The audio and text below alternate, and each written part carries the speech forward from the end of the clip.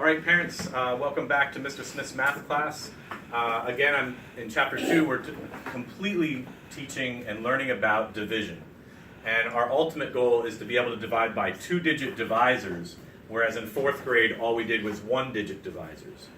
I'm going to show you the old-timers method, the way you and I were taught as students back when dinosaurs were still going to school. That's called the standard method.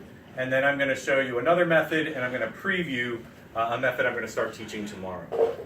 So for the standard method, the old-timers method, we have this set up here, and the way I taught the students to begin this is to just underline that largest digit in the dividend and to see, can I take that and break it up into that many groups? And if I have only one thing, I can't put it into 11 groups.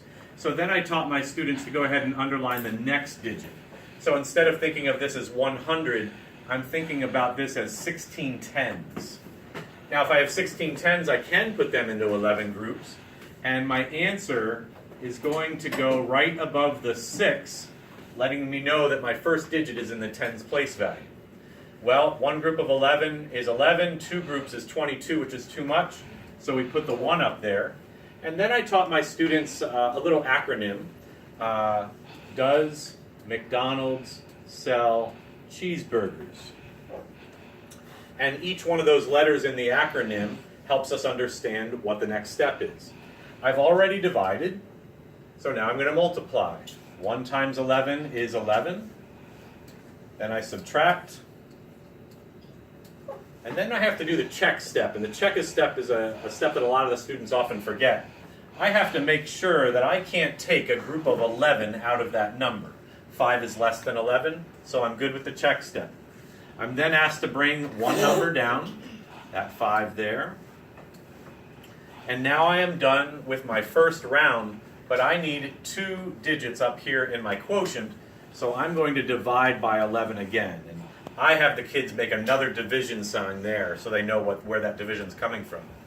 So this is my second time dividing. I know 55 divided by 11.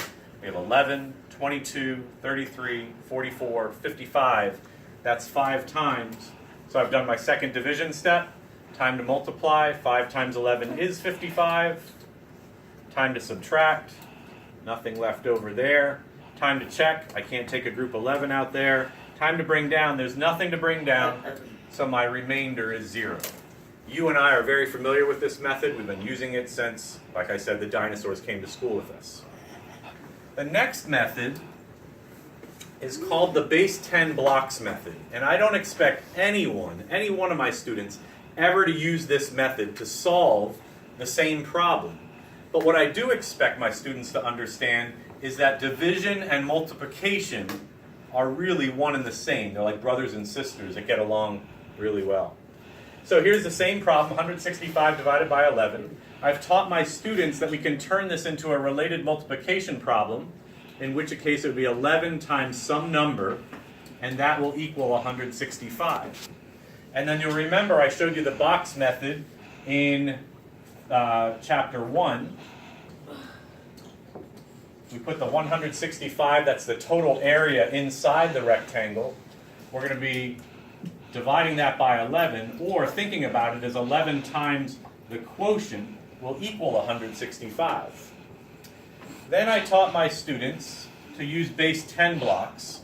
And in base 10 blocks, so these little things we have in our classroom, we have this, it's called a flat, and inside there are 100 little cubes. And then we have these rods that are made up of 10 cubes, and then we have little tiny cubes, which are obviously singles used for the ones place value. So to make my dividend 165, I would need 1 flat, 6 tens, and 5 ones. 165. Now I need to create an array, or something that looks like a rectangle, equal number of rows, equal number of columns. And I want it to look kind of like this here. So here's what I'm going to do. I'm going to take that flat, I'm going to put it right there.